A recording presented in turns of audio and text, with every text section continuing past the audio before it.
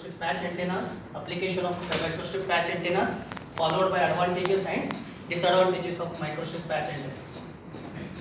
So, as per the IEEE standard, the antenna is defined as it is the means for radiating or receiving a radio wave.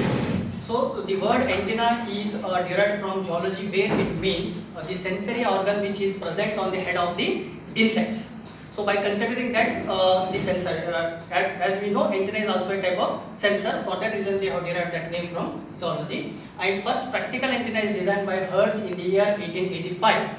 But it was not implemented. Later in the year 1897, the Indian scientist J.C. Bose tried to implement the antennas, and he designed two antennas, what we call as a rectangular waveguide antenna and circular waveguide antenna, and he was succeeded to transmit only for a short distance communication. But later in the year 1901, Marconi implemented the concept of J.C. Bose and Hertz, and he succeeded for transmission of the signals for a longer distance communication.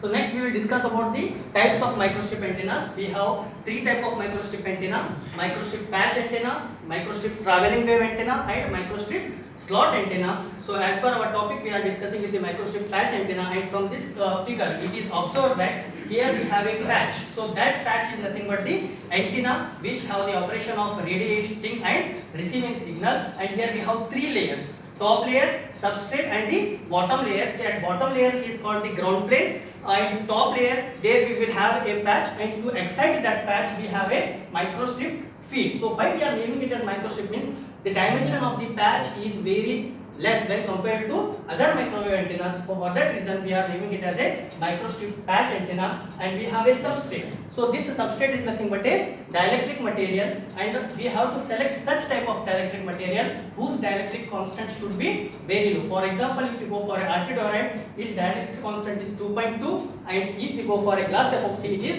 4.2. So that means as the dielectric constant decreases, the performance of antenna increases.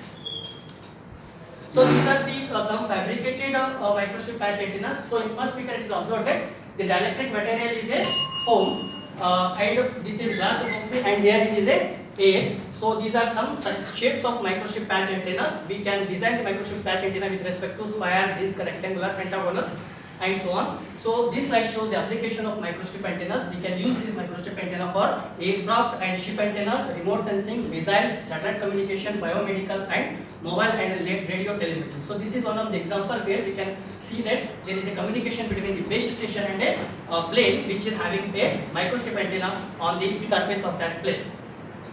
So coming to the advantages and disadvantages, we have advantages as it has a low profile, and disadvantages is it has low bandwidth. So thank you.